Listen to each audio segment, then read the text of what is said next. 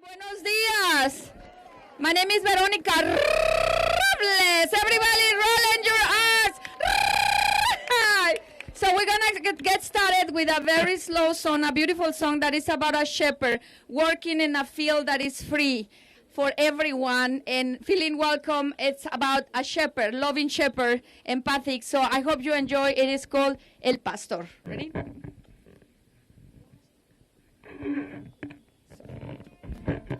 Hoo-hoo-ya. Everybody say hoo-hoo-ya.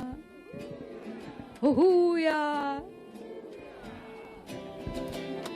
Early in the morning at the sunrise, everybody happy, out for a long journey of work, loving and caring.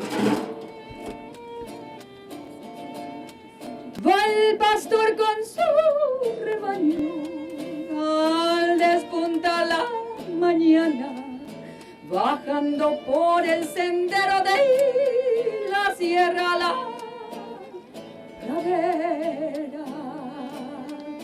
Va musicando sus quejas con su flautín de carrizo, seguido por sus ovejas como si fuera un hechizo. Everybody, hoo-hoo-ya, hoo-hoo-ya. El flautín.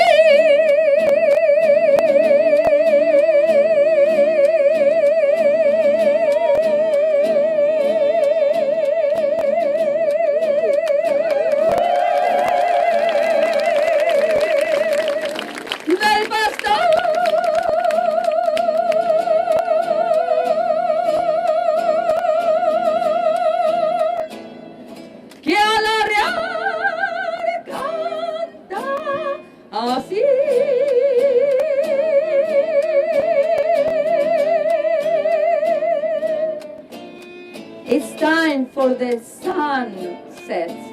Everybody coming back after a long journey, working to make sure that everybody is taken care of, providing food, providing what we need in this beautiful world.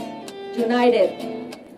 El pastor ya va de vuelta, pues el sol se está ocultando, va subiendo por la cuesta, a guardar su rebaño, con su flautín va llamando una a una sus ovejas y les va comunicando sus goces y sus tristezas. Everybody, hoo-hoo-ya, hoo-hoo-ya. Who sings here? Can you do falsetto with me? With the E? Ready? Just go with the flow. Ready? Okay. In this. El flautín.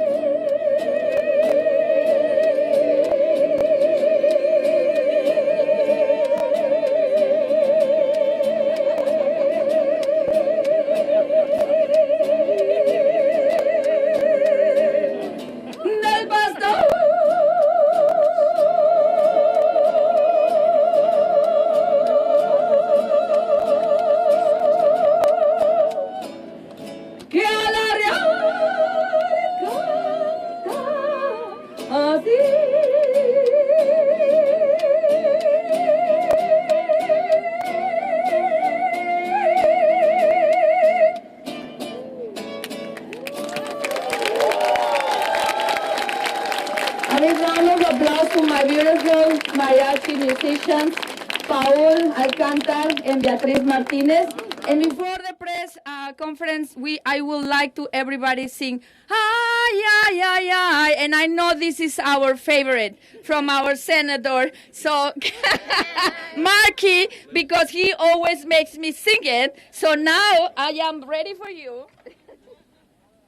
And I know Mayor Wu also loves this song, and everybody loves, right? Everybody, ay, ay, ay, ay, canta y no llores, porque cantando se alegran, cielito lindo, los corazones. Ready? Okay.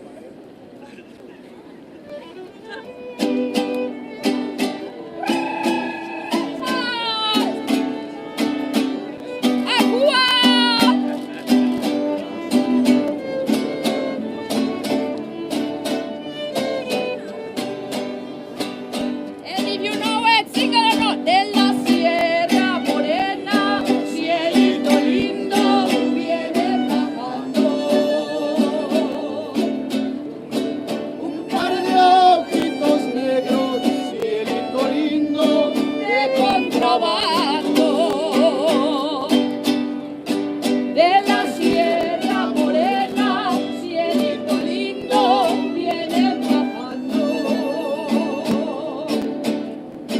Un par de ojitos negros, cielito lindo de contrabando. Hey, everybody, dice, come on. Ay, ay, ay, ay.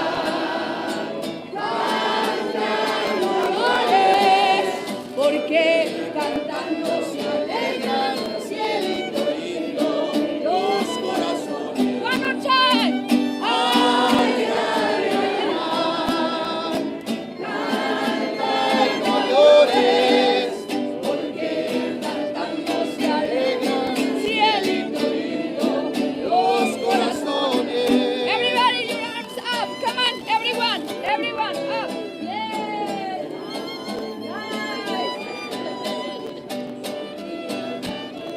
Everybody, ¡Ajúa! Ese lunar que tienes, cielito lindo, junto a la boca. Come on, sing along. No se lo des a nadie, cielito lindo, que a mí me toca. Louder, come on. Ese lunar que tienes, cielito lindo, junto a la boca. No se lo des a nadie, cielito lindo, que a mí me toca. Everybody, loud and strong.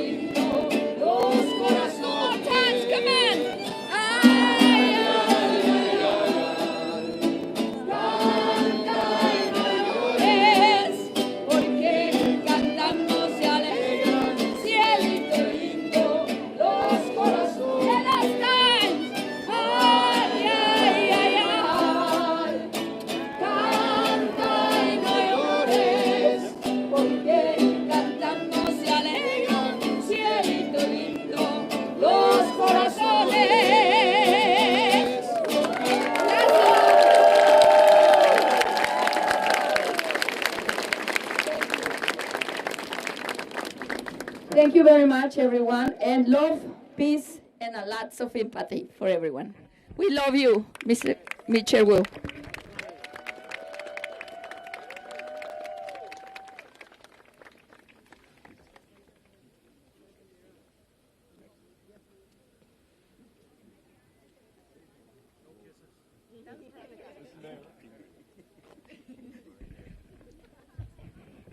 Good morning, everyone. Oh, come on, do better than that. Good morning, everyone. Good morning. I want you to look at your neighbor, shake your neighbor's hand and say, I'm glad I'm here. Tell another neighbor, we stand as one Boston. Come on, say it louder. We stand as one Boston. I'm Reverend Jeffrey Brown. I am the associate pastor of the historic 12th Baptist Church in Roxbury, the co-founder of My City at Peace, and Mayor Wu has given me 1 minute as a Baptist preacher to say what's on my heart. I want Attorney General Pam Bondi to look at this.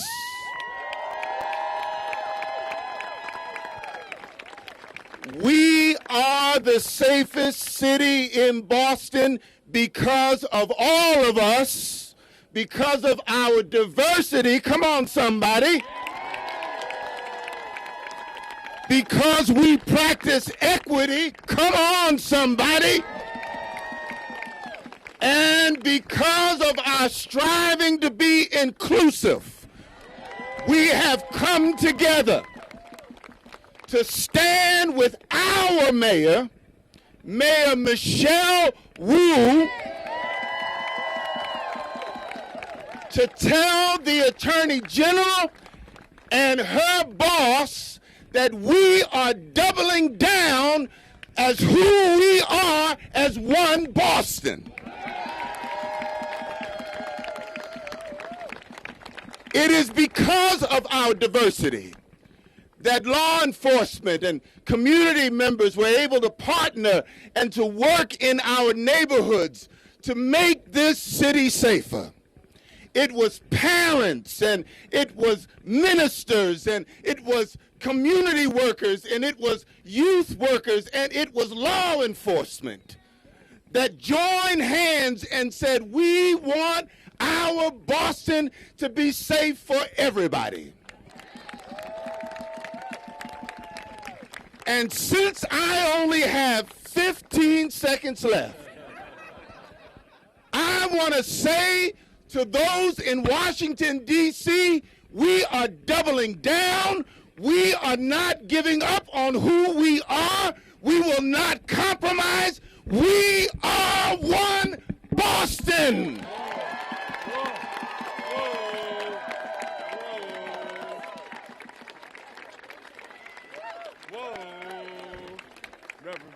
Give it up for my friend, Reverend Jeffrey Brown of the historic 12th Baptist Church. Good morning, everyone. Look at our beautiful city and all of our neighbors. Look at our beautiful greater Boston region standing here today.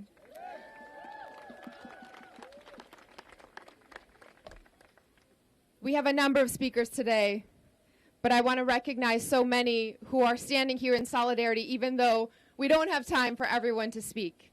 I want to recognize the many, many leaders who have taken time out of their days, serving their communities, to be here and stand not only with the city of Boston, not only with the residents of Boston, but residents of cities across the country who are standing up for who we are and what we are fighting for.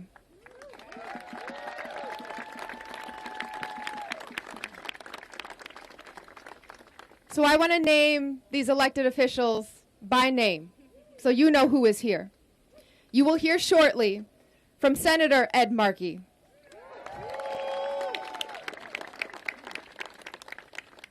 You will hear shortly from Chairman and State Representative Aaron Michaelwitz, representing the state.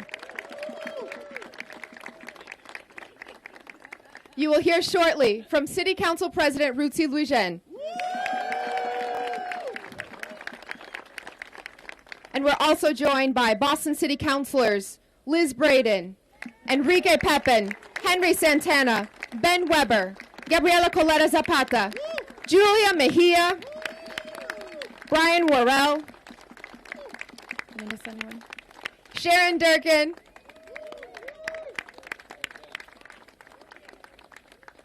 we are joined by Chelsea Town Manager Fidel Maltes. We are joined by Lynn Mayor Jared Nicholson. We thank Melrose Mayor Jennifer Grigoritis, Somerville Mayor Katiana Ballantyne, and Worcester Mayor Joe Petty for standing with us here in Boston. I want to recognize Register Stephanie Everett. And I'm sure I'm missing some folks who have joined us, but which Henry? I said Councilor Henry Santana, but double shout out to Councilor Henry Santana. And I want to emphasize, it's been a little bit of time, but when I was down in D.C. saying some similar things, it was our city council, led by Council President Ruthie Louijeune and Councilor Julia Mejia, who ensured that our residents would gather here today, back then, on the same spot and stand up for our communities as well. So I want to thank them for showing up once again.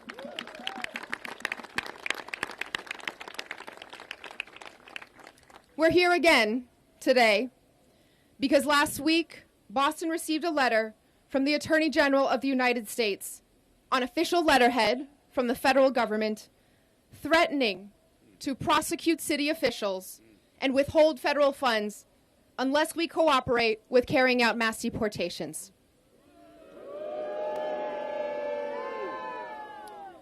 At a time when this federal administration is already causing so much fear and harm in our communities, these threats are serious and consequential. But our same communities have told me loud and clear that silence in the face of oppression is not an option.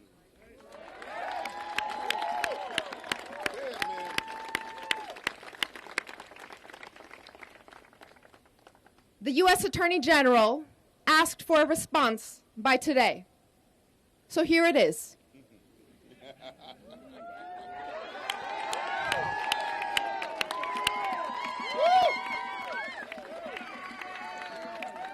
Here is our response. Stop attacking our cities to hide your administration's failures.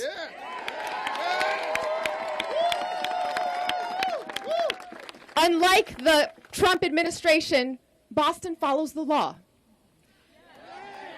And Boston will not back down from who we are and what we stand for. We will not back away from our community that has made us the safest major city in the country and a leading example of why cities around the country make this country safer, healthier, and more prosperous for all Americans.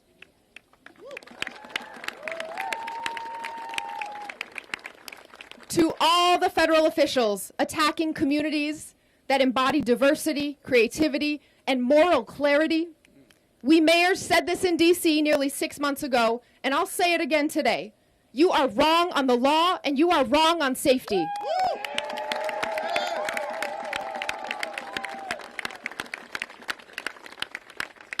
Most of all, you are wrong on cities.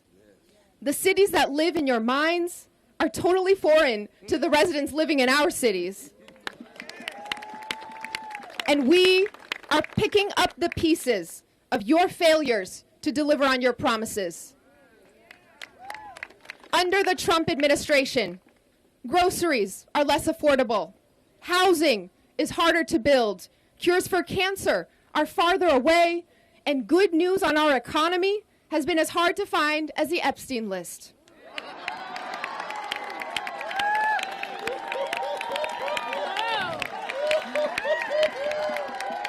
But as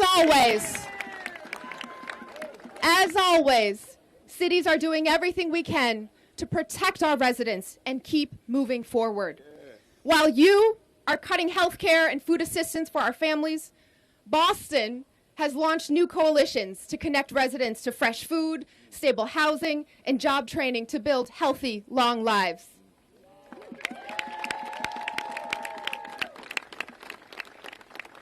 While you attempt to unlawfully cancel grants for our schools and roads, we funded 10,000 paid summer jobs for our young people, opened 1,000 new seats in free, high-quality early education classrooms for our littlest learners, fixed more than 27,000 potholes, and repaved more than 80 miles of city streets.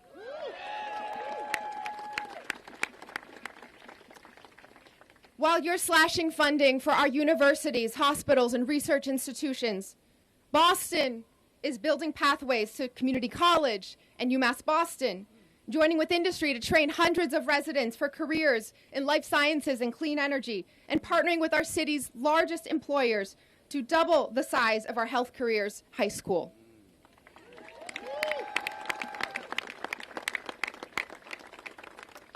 While you deploy military personnel to occupy American streets, we are building community safety. Our police don't have to hide their faces.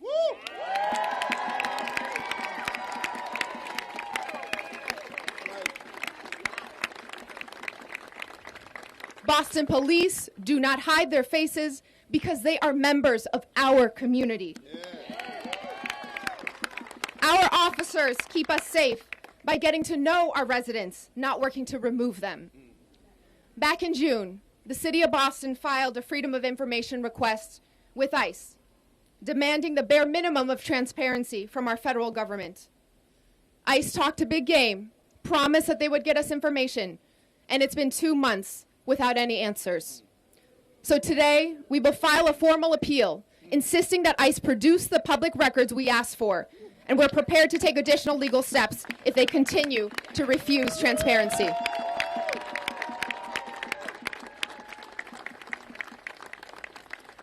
Over the last several months, we've watched Donald Trump send the National Guard into LA and DC to stoke fear and disorder. Boston stands with these cities as they sue over his abuse of power. We have reviewed those cases, and we are prepared to stand up for our city's rights if we need to.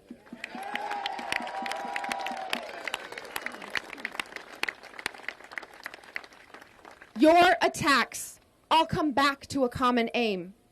The Trump administration seeks to divide, isolate, and intimidate cities and make Americans fearful of one another. But Boston is proof of something far more powerful than lies and intimidation. That safety and community come from loving your neighbor as yourself.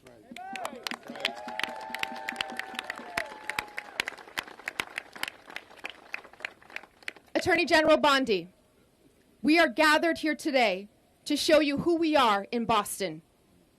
More than 100 years before your home state was founded, Bostonians were across the street in Faneuil Hall setting the foundation for our democracy and rule of law. Yeah.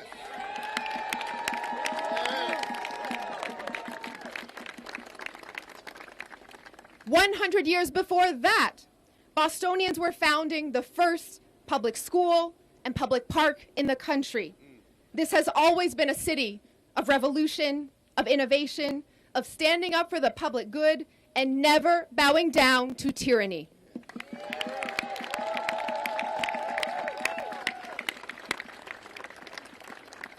With me today, our fellow public servants and veterans, public safety and faith leaders, civil rights advocates and labor union members, teachers and business owners, entrepreneurs and artists, youth and seniors. This is our city.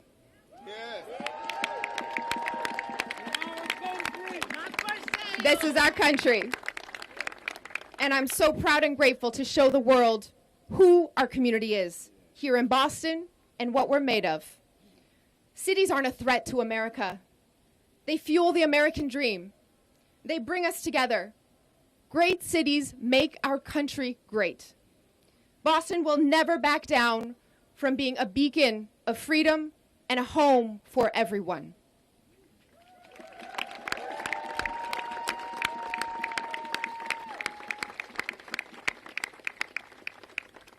Otra vez un poco en español para nuestros vecinos latinos. Buenos días. La semana pasada, Boston recibió una carta del fiscal general de los Estados Unidos con el sello oficial del gobierno federal, amenazando con procesar a funcionarios municipales y retener fondos federales si no cooperamos con las deportaciones masivas. En un momento en que esta administración federal ya está causando tanto miedo y daño en nuestras comunidades, esas amenazas son graves y trascendentales.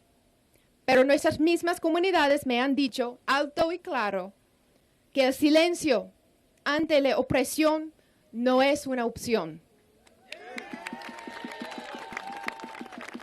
El fiscal general de los Estados Unidos solicitó una respuesta para hoy, así que aquí está. Dejen de atacar nuestras ciudades para ocultar los fracasos de su administración. A diferencia de la administración Trump, Boston cumple la ley.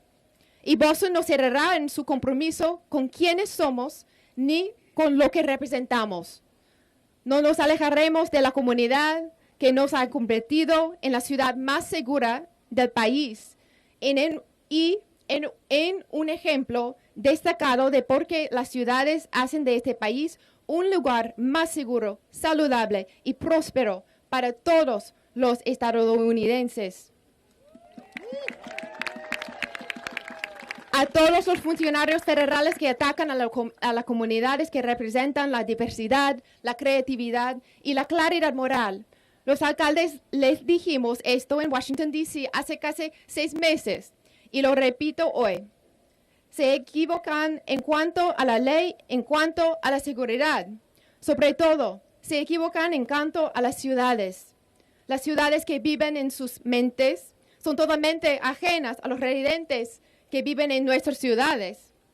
Y estamos recogiendo los restos de sus fracasos en el cumplimiento de sus promesas. Bajo la administración Trump, los alimentos son menos asequibles, la vivienda es más difícil de construir, las curas para el cáncer están más lejos y las buenas noticias sobre nuestra economía han sido tan difíciles de encontrar como la lista de Epstein. Pero como siempre, las ciudades estamos haciendo todo lo posible para proteger a nuestros residentes y seguir adelante. Mientras despliegan personal militar para ocupar las calles estadounidenses, nosotros construimos la seguridad comunitaria. Nuestros policías no tienen por qué ocultarse porque son miembros de nuestra comunidad. Nuestros oficiales nos mantienen seguros conociendo a nuestros residentes, no trabajando para expulsarlos. En junio, presentamos una solicitud amparada en la Ley de Libertad de Información ante del ICE, solicitando la mínima transparencia posible a nuestro gobierno federal. Han pasado 2 meses y la agencia aún no nos ha enviado respuestas. Por lo tanto, hoy presentaremos una apelación formal insistiendo en que el ICE presente los registros públicos que solicitamos y estamos dispuestos a tomar medidas legales adicionales si continúan negándose a nuestra solicitud. Durante los últimos meses también hemos visto a Trump enviar la Guardia Nacional a Los Ángeles y Washington, D.C. para sembrar el miedo y el desorden. Boston apoya a estas ciudades en sus demandas por su abuso de poder. Hemos revisado estos casos y estamos dispuestos a defender los derechos de nuestra ciudad si es necesario. Todos sus ataques tienen un objetivo común. La administración Trump busca dividir, aislar e intimidar a nuestras ciudades y hacer que los estadounidenses se teman unos a otros. Fiscal General Bondi, nos reunimos hoy para mostrarle quiénes somos en Boston. Me acompañan hoy compañeros, servidores públicos y veteranos, líderes religiosos y de seguridad pública, defensores de los derechos civiles y sindicalistas, maestros y empresarios, emprendedores y artistas, jóvenes y adultos mayores. Esta es nuestra ciudad. Y estoy muy orgullosa y agradecida de mostrarle al mundo quiénes somos y de qué estamos hechos. Las ciudades no son una amenaza para Estados Unidos. Impulsan el sueño americano. Nos unen. Las grandes ciudades hacen grande a nuestro país. Boston nunca dejará de ser un faro de libertad y un hogar para todos.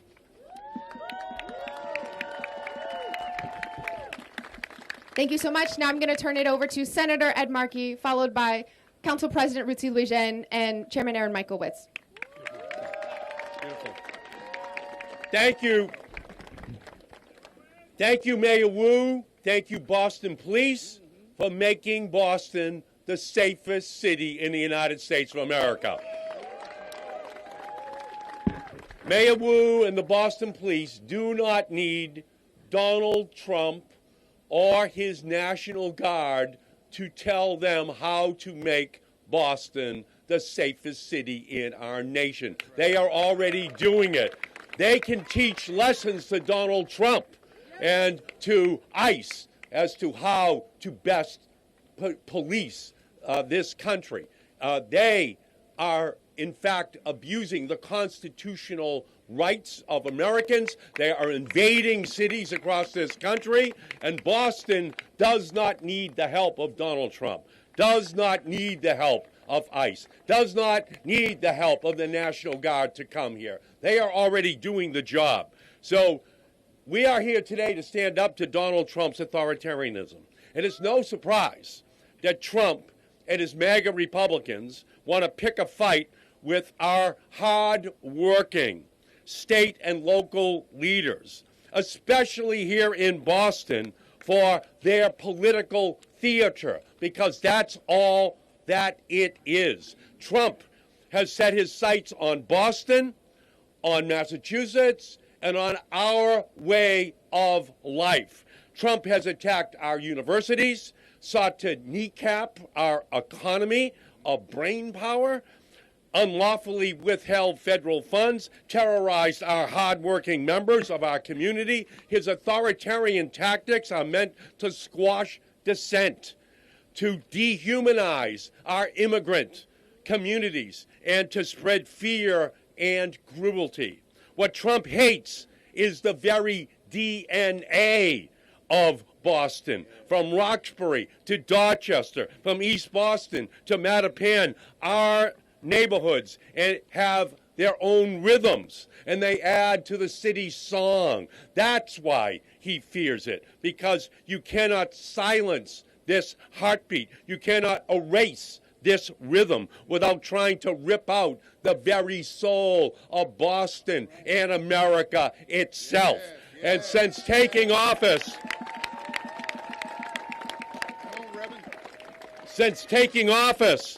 Trump has tried to push this shining city on the hill downward. I urge President Trump to read the United States Constitution. The 10th Amendment forbids the president from strong-arming states and cities to use their own money and police to carry out Trump's agenda of terror. It is a violation of the 10th Amendment of the United States Constitution. Trump wants the city of Boston, Mayor Wu, to bow to his dream of absolute power. But today, we are here to say Boston will not bow down.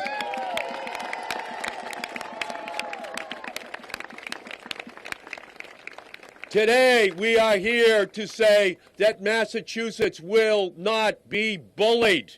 I know that Mayor Wu and Boston's leaders are working hard to keep Boston the safest city in our country, to uphold state and local laws, and to treat the immigrant community with the dignity and respect which it deserves. We will continue, I will continue to stand solidly with Mayor Wu, solidly with the city of Boston, solely with the immigrant community in the city of Boston, which makes Boston greater every single day. We are going to put the Constitution ahead of Donald Trump's callous disregard for the rule of law. 250 years ago, right here, a half a mile away at the Old Knot Church, a revolution began. A revolution that made it very clear that we would throw off the dictates of a king who harassed and oppressed the residents of Boston. We're going to do it again with this wannabe king. Just like then, Boston is going to rise. Massachusetts will rise, and together we will remind him that we have no kings in Boston or Massachusetts or the United States of America. Only the people have power. Let us protect Boston. Thank you all so much. Let me now turn to Ruthie Louis-Jean, President of the Boston City Council. Thank you, Senator Markey. Thank you, Mayor Wu. Thank you to everyone for being here. Boston is our city. This is our city. Now, I'm not a Baptist preacher, Reverend Brown, but I got to start with a little call and response. Right. Whose city? Our city. Whose city? Our city. Whose city? Our city. Thank you. And I want to make sure that our president, the occupant of the White House, And I want to make sure the Attorney General hear that this is our city. And we can run our city. And we have been running our city. We are not going to be scared. We will not do what the president is doing every single day, engaging in bottom feeder politics, trying to use fear to make us think that we are doing something wrong when we know what works here in our city. We are a city for everyone. For the fifth generation Bostonian. For the person who recently came here, this is your city and you belong. We will say that every day. We will say that in every single language, and we will mean it, and we will put our resources behind it. Our immigrant communities are here, are working, and are contributing to our community, to our city every day, to our tax base, to our hospitals, to our schools, and they are making our city safer every single day. We will not believe the lie and the hype about crime. We know, as the mayor stated, that he is using these fear of crime to hide the fact that he cannot deliver for the American people, that he is failing every single day. Your groceries are not cheaper. Your kids are still having a hard time buying a home. School is too inaccessible for so many of our families. But yet he wants to lie about our American cities. He wants to lie on us in Boston, and we will not have that. We will not have that here in our city. We will not have that here on the Boston City Council. And I am so glad that I am here with a supermajority of my colleagues. With Councilor Braden, an immigrant from Ireland. With Councilor Coletta Zapata, whose parents are from Italy and Mexico. Councilor Durkin, with roots in Spain. Councilor Weber, from a Jewish family. Councilor Mejia, Santana, and Pepin, representing the Dominican Republic. Councilor Worrell, representing Barbados and Jamaica. We are a city that is stronger because of all of who we are. And I am ever so proud every single day to be here, to represent one of the most vibrant, one of the strongest immigrant communities that we have here in the city of Boston, the Haitian community. And my 7-year-old nephew is around here somewhere because it is important for him to see the city that we are trying to build every single day. And every single day we work a little bit harder. We try to do a little bit better than the day before. We are not saying that we are a perfect city, but we are working on it every single day, and we do not need to take any cues from a failing federal government. Not yesterday, not today, and not tomorrow. And on the Boston City Council, we will continue to do the work of every single neighborhood, from East Boston to Mattapan, from Mission Hill to Charlestown, and we will let you know that we represent you in every single way possible, and that we are going to continue the fight that the mayor talked about, one that believes in investing in child care, in our schools, in housing, and believes that community safety works when our police officers are working with all of our communities, including our immigrant communities. And so I just want to make sure that people know that we are not backing down, that we know who we are, and that we are going to continue in this fight. And we have this beautiful representation of people here, from labor to our seniors, to our elected officials, to say that we are not backing down and that this is our city. And so I'm going to start to our veterans. We got Haywood Fennell in the house. Think about this. We have a president who is cutting the veterans budget. Like, how lower can you go? And so I want you to know that the Boston City Council, our mayor, our federal delegation stand with you every single day. Because when we fight, cuando luchamos, la nubatay. Okay, thank you. Y'all got to work on your crayon, but thank you, everybody. Thanks, everybody.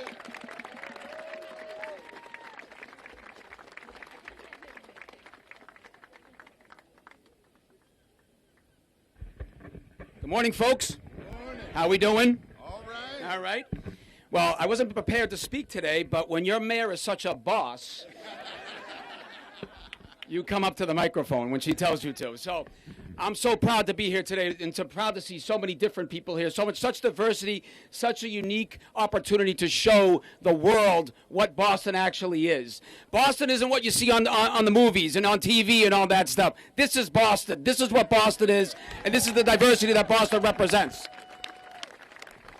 My name's Aaron Michowitz. I'm a state representative and also the chair, House Chair of Ways and Means. And I represent, I know the senator left, but I represent that Old North Church. My neighborhood in the North End is where the revolution started and where it continues to this day, every day. The spirit of it. Everyone gets to see it. Everyone gets to view it. But, you know, we're here to just send the message and to talk about exactly what's going on. Let's be clear. This is a distraction. This is nothing but a distraction to what's really going on in this country, okay? We are the safest major city in the country. The MAGA crowd doesn't want to hear that, but that is the truth. Those are the facts, and the facts matter. And in this city, we know how to take care of our own. We know how to keep it safe. And with our mayor leading the charge, we have been continuing to keep it safe. And the fact is that the Attorney General, who was originally from Florida, wishes when she was the Attorney General of Florida had the crime statistics that we have here in Massachusetts. You want to talk about the real facts? The real facts are in Massachusetts we have the lowest gun violence in the country. The president should take note of that. We should get a letter acknowledging that, shouldn't we? We take care of our mental health patients and we invest in mental health. The president should take a look at that. He should acknowledge that. Those are the things that we are tackling and that we are working on. And those are the things that matter. And those are the things that actually get results and get things done. That is why the numbers don't lie. And we are going to continue to do that. And with this mayor and with her standing up to Congress and doing everything she's done, we will continue to be the leader and not just be a follower. And unfortunately, with everything else going on, there's a lot of following going on. But we're not going to follow, we're going to lead. And this city's going to lead, and our mayor's going to lead.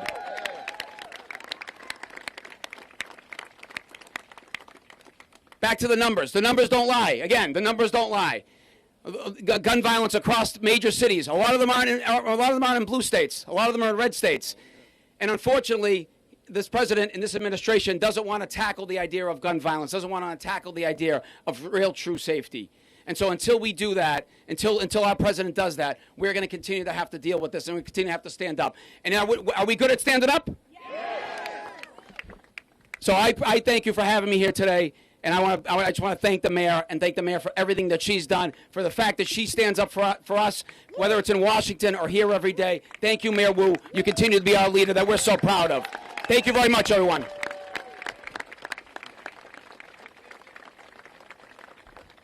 Thank you so much to our elected officials representing city, state, and federal government. Now I'm going to read the lineup so you don't have to hear from me anymore, and if everyone can kind of remind everyone who's coming next up after them. Next up will be Mr. Haywood Fennell, Sr., advocate for veterans' rights, leader in our community, change maker in so many different ways. He will be followed by President Jessica Tang of the American Federation of Teachers, Massachusetts, who will be followed by Michelle Pineda, who will be followed by former police commissioner of the Boston Police Department, Ed Davis, then executive director at the ACLU of Massachusetts, Carol Rose, and then president and CEO, Kate Dineen of A Better City. Would you like me to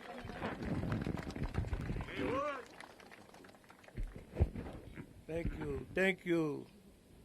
Thank you, Mayor Wu, for inviting me here as a veteran and a community worker in the city of Boston. I'm proud to be a part of Boston and the activities that the mayor and the Commission of Veteran Services have me involved. I just want to say that challenge is nothing new for Boston. There was a guy one time named Paul Revere riding around on a horse talking about the British are coming.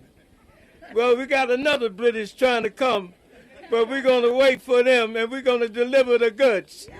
We're not going to slow down. We're going to mow down all the nonsense that's coming out of the dark house, no longer the White House. We have a man that is not a veteran that a lot call the commander-in-chief of distraction, trying to be the greedy one, and we're not going to have that. We will stand and demand dignity, respect for our mayor, for our city, for all these wonderful people that are here, that are members and descendants of people that came from places and spaces and made a place in Boston called home. We are ready for you, Attorney General. We will send you back to Florida after we teach you the lessons that you need to be taught. Thank you.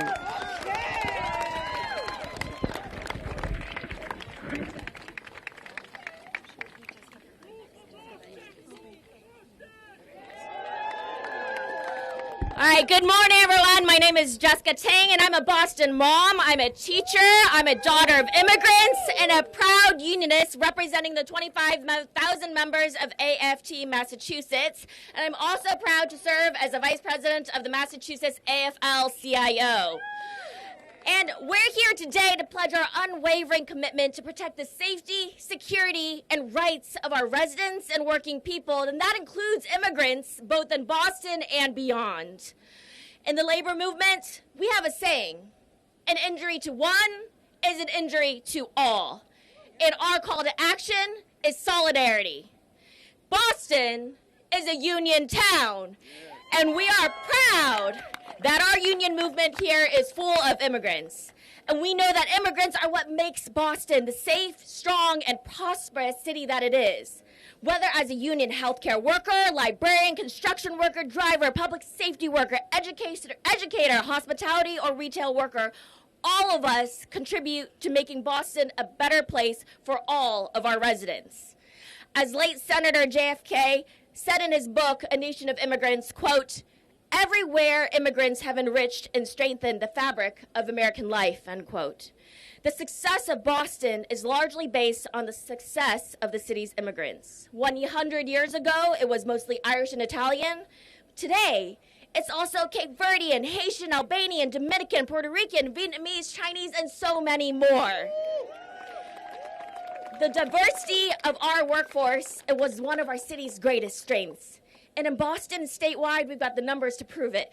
Immigrants make up 22% of our workforce, and nearly 30% of our state's entrepreneurs are immigrants. In Greater Boston, immigrants pay over $17 billion in local, state, and federal taxes. The ways that immigrant workers contribute to making our communities stronger, safer, and better are countless.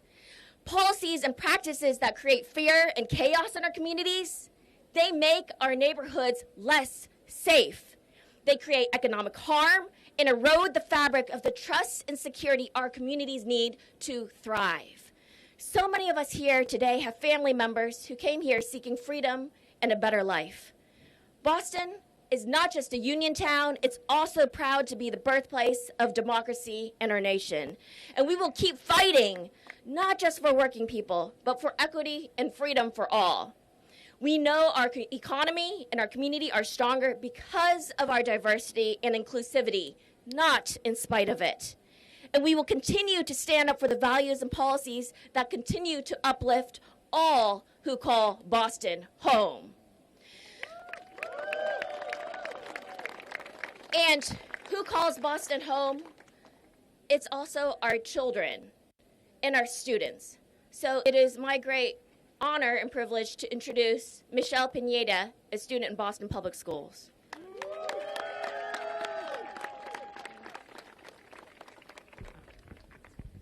Good morning. My name is Michelle Pineda and I am 12 years old. I am a U.S. citizen and I was born in East Boston. I will start 7th grade at East Boston High School soon. My parents and I are members of Centro Presente. My mother and father are from El Salvador. They immigrated to the United States more than 20 years ago, fleeing the war and poverty like most immigrants. My parents are not criminals. They only came to this country to seek safety and to work hard. Last May, I detained my father unjustly while he was on his way to work. My father is a TPS holder and has no criminal records. Centro Presente organized a day of action and my father was released after 48 hours.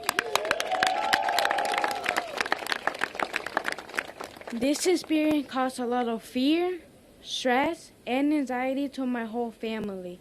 Now I am afraid of the police because I don't want them to take my parents because I don't want to be left alone without them.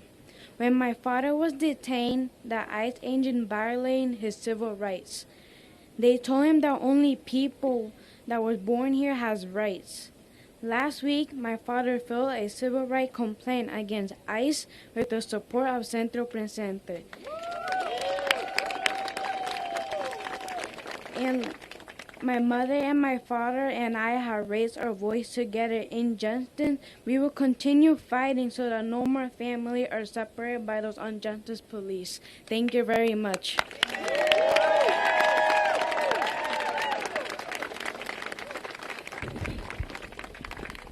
Good morning.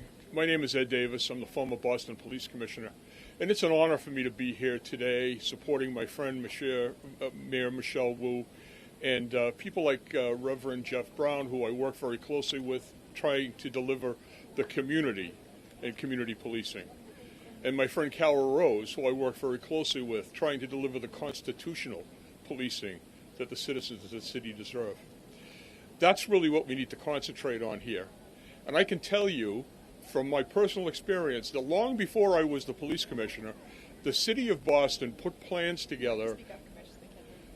The city of Boston put plans together and strategies that were executed here in the city that drove the crime rate down to unheard of numbers. And those numbers continue today. We are a safe city. I will tell you that 100 years ago, my grandmother immigrated here from Ireland. And I'll tell you that everybody deserves the opportunity to have police protection, no matter who you are, no matter what your status is. And I will tell you that the trust that's necessary to have an effective police force is being threatened with these policies. So I'm here to support what's been said so far today, and to thank you for all paying attention to this. Our very civil rights depend on it.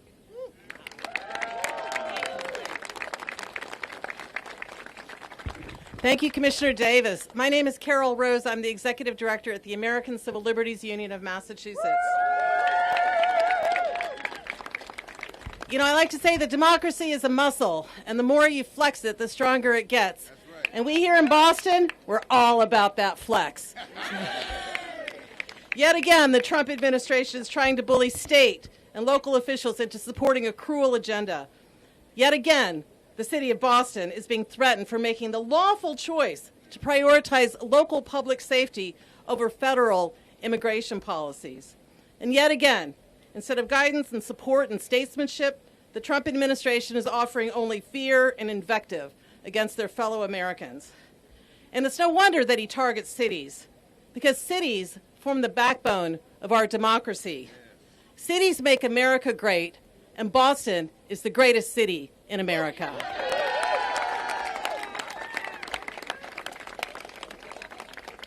And no matter what Pam Bondi says, the law is clear. Boston has every right to focus on serving its residents and not voluntarily helping ICE detain and deport people. The 10th Amendment, as Senator Markey said, and the Supreme Court precedent affirm the federal government may not compel cities and states to do its bidding.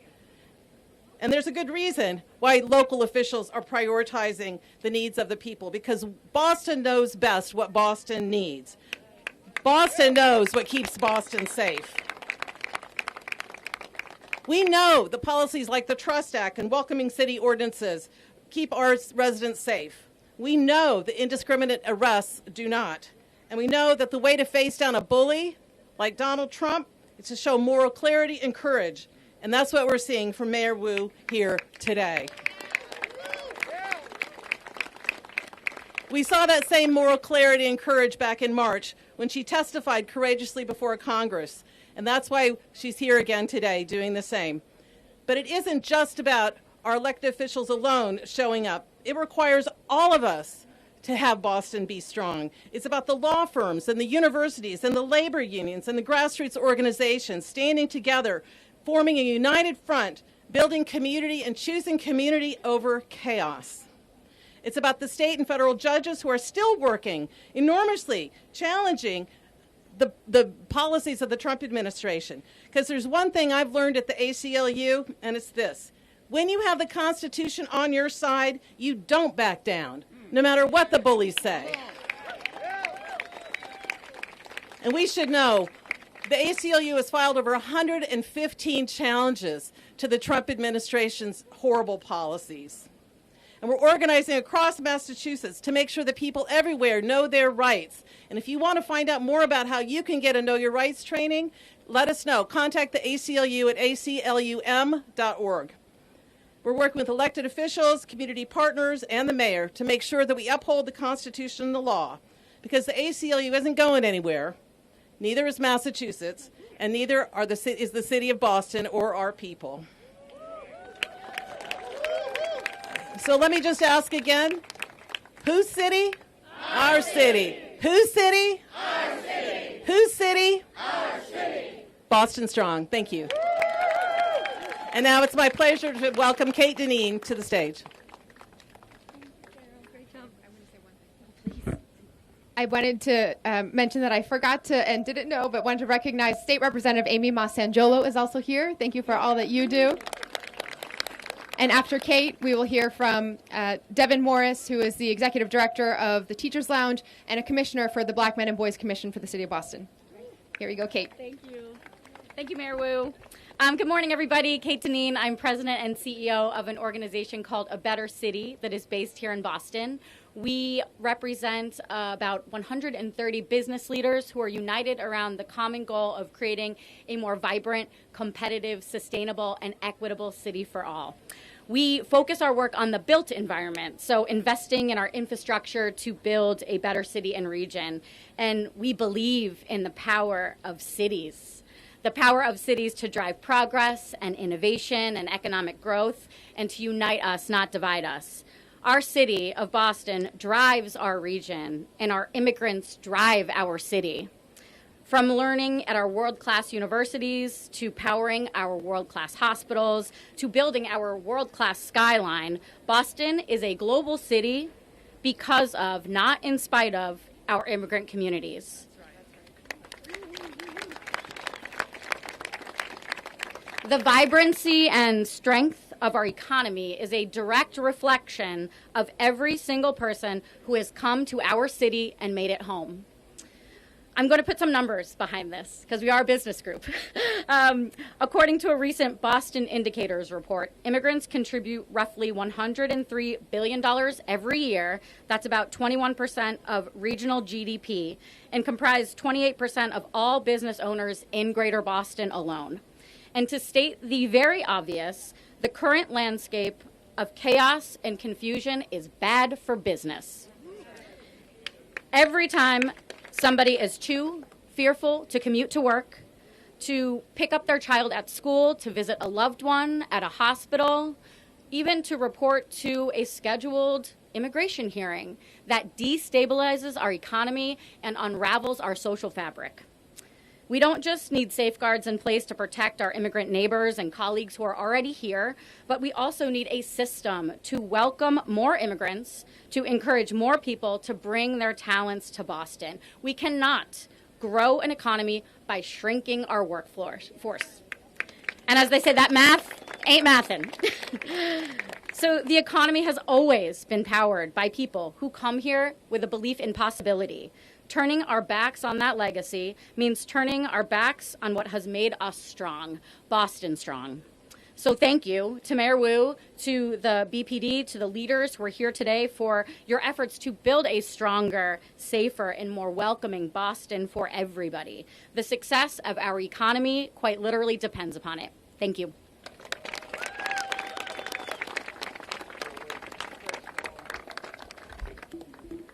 Good morning, all.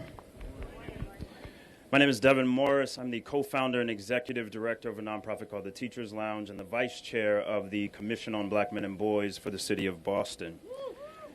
I'm going to take a slightly different angle to the same attacks on our city. I am not preaching to the choir right now. I'm talking to everyone outside the city of Boston who should be standing in solidarity with our mayor and with our Bostonians, all of us. Now, no one hates a fact checker more than our current president. Bringing in the National Guard to D.C. was said to be about homelessness. So then why are black men being confronted on our stoops and our porches? The Trump administration has sanctioned Giuliani's stop and frisk all over again. D.C. is home to 700,000 residents. 40% of them are black. It's called Chocolate City for a reason. D.C. crime is going down at a rate 25% this year and 35% last year. Their biggest spike in crime happened to be on January 6th. And yet, the National Guard was not called in. What we know, D.C. is a test case for what can happen across the country. As my good sister Brittany Packnett Cunningham said, when they can strip democracy from 700,000 of our nation's capital, they can do it everywhere. The same way what's happening in D.C. is not about homelessness, it's not about crime, neither are the threats against the incredible city of Boston. As Mayor Wu has said repeatedly, we are one of the safest major cities in the country because we are safest for everyone. If people are afraid to drop off their kids to school, afraid to call the police, the impact is stark for everyone. And if you think this is just about crime or immigration, I promise you it's not. There is a false narrative that immigrants are more likely to commit crime when research has shown repeatedly that there is no correlation between undocumented people and rise in crime. More importantly, this is a gateway and escape route for this administration. It's a gateway into more access to our city and our most vulnerable, natural-born citizens included, and namely black and brown Bostonians. It's also an escape route for this administration. Fear-mongering, distraction allows them to continue carrying out Project 2025, threatening American cities led by folks of color. It's not a coincidence.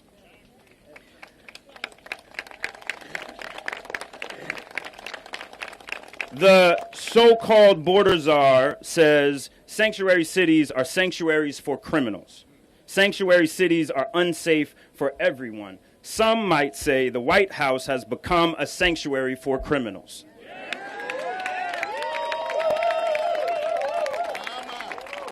Let's start there. Fear, distractions, and misinformation only force us to ignore skyrocketing prices due to inflation, ignore the elimination of health care, distract us from attempted theft on our hard-won voting rights, and dare I say, the Epstein files.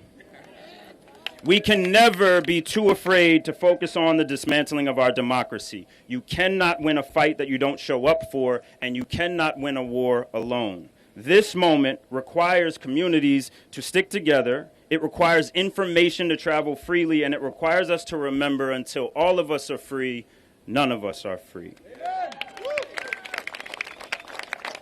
Our mayor is fighting for all of our rights, all of us. Bowing to this administration would make us complicit in not only what happens to our beloved Bostonians, but what will then be replicated in many cities across the country. The fight starts now. The fight starts here in Boston. Thank you.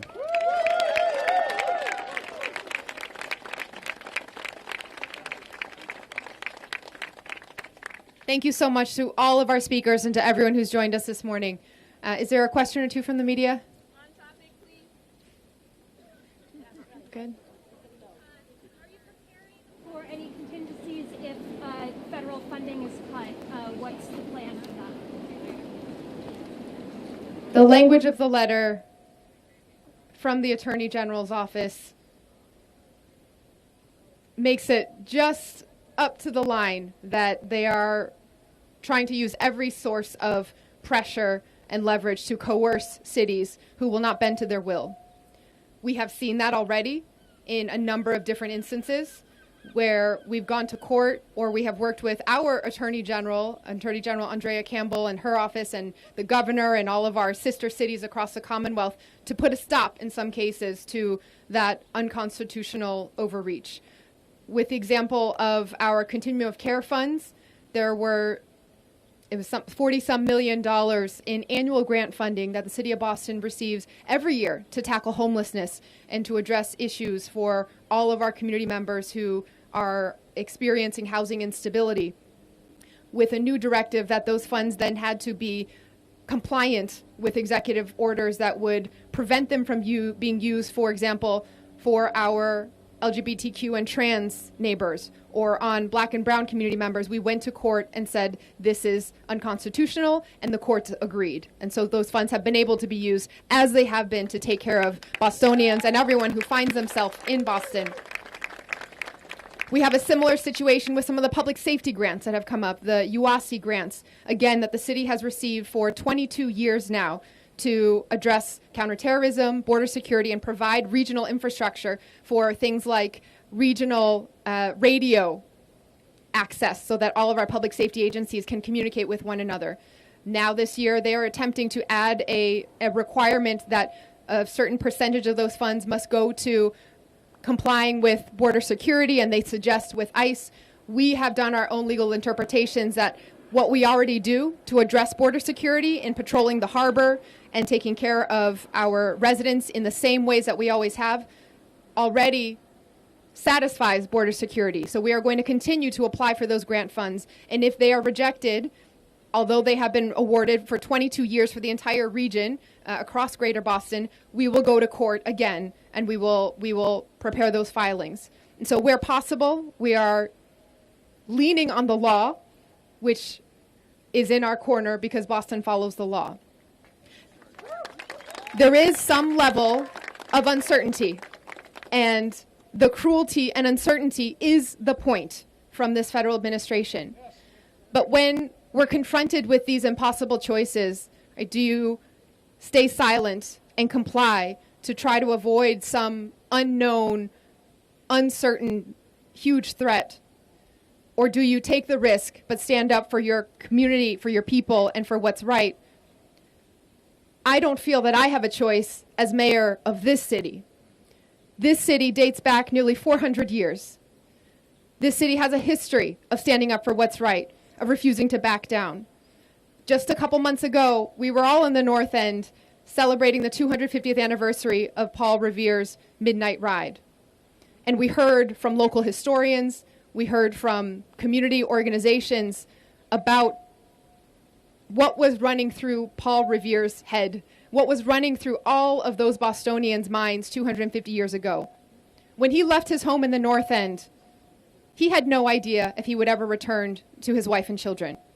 He had no idea if he would survive that night, much less live to a ripe old age into his 80s in the city of Boston and do a lot more good for our country. All of the founders that we think about now as founding fathers and the mothers whose stories weren't included, the people of color whose stories weren't included, all of those founders had no idea that their actions, first with the protest, then with some tea in the harbor, then standing up, pushing back, would lead to a skirmish, a battle, a war, in which over the course of 8 years, they would give birth to a new country. All they were thinking about in that moment, that night, deciding whether to ride out, hang the lanterns, and spread the word, they were trying to do the next right thing for their families in that moment. That is who we are as a city, and that is what we are doing today. We are doing the next right thing for our Boston families and for our community members in this moment, and that is what we are going to continue to do. All right, last question.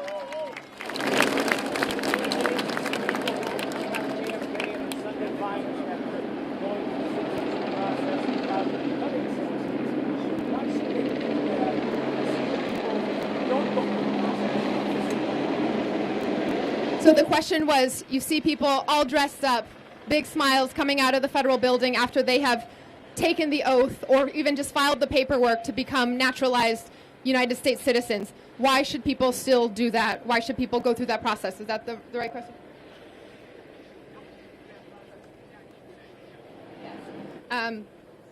So the City of Boston, through our Office of Immigrant Advancement, runs a Citizenship Day in partnership with many community organizations every single year.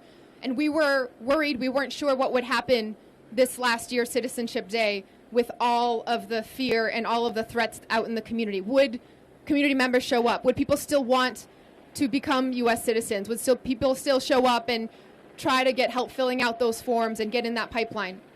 Not only did we have a full house of community members signing up and getting in the pipeline to become citizens, for the first time we were way oversubscribed for volunteer attorneys from our community stepping up to help and make sure that everyone could have that opportunity. But there are many here who could speak. I watched my parents become naturalized citizens some 20 plus years after they had already been in this country. And the deep meaning, the love for this country that comes from that level of sacrifice, that you're willing to give up everything to come here, to start over, to learn a new language, to leave behind everything that you know because you believe and have faith in this country so much that you want your family tree to start growing here. There is nothing greater than that. But there are many organizations here who help with the citizenship and naturalization process. Does anyone, maybe I'll take one or two community organizations. Claire, do you want to say anything, or anyone else? Come on up, one or two people who either have become naturalized citizens or who are working to help others do so. Sure. What would you like to say about this question of why should people still become U.S. citizens, or how should they think about that process? Tell us your name. Hi, I'm Damaris Velasquez, Director of Programs of Agencia Alpha, and thank you. We help people to become citizens of the United States because we still believe in the democracy of this nation. We still believe that this is a good nation. The fact that we have an administration that is trying to destroy the democracy of this country doesn't mean that that's going to take away the dream that we come with as immigrants. I myself am a naturalized citizen of the United States, originally from Guatemala, and I can tell you that whoever is telling people that immigrants don't want to become citizens or immigrants don't want to be part of this nation, that is a completely lie. The reason why we come here is because we know that we bring the best of our countries and we make the best of this nation as well. So people still have the dream. People still want to become citizens of the United States because people still believe in democracy in this nation. Mayor Ballantyne just whispered to me that she became a naturalized U.S. citizen right in this very building as well, and I know so many of our elected officials are coming with that same love for this country. All right, thank you everyone for being here. We're going to keep going.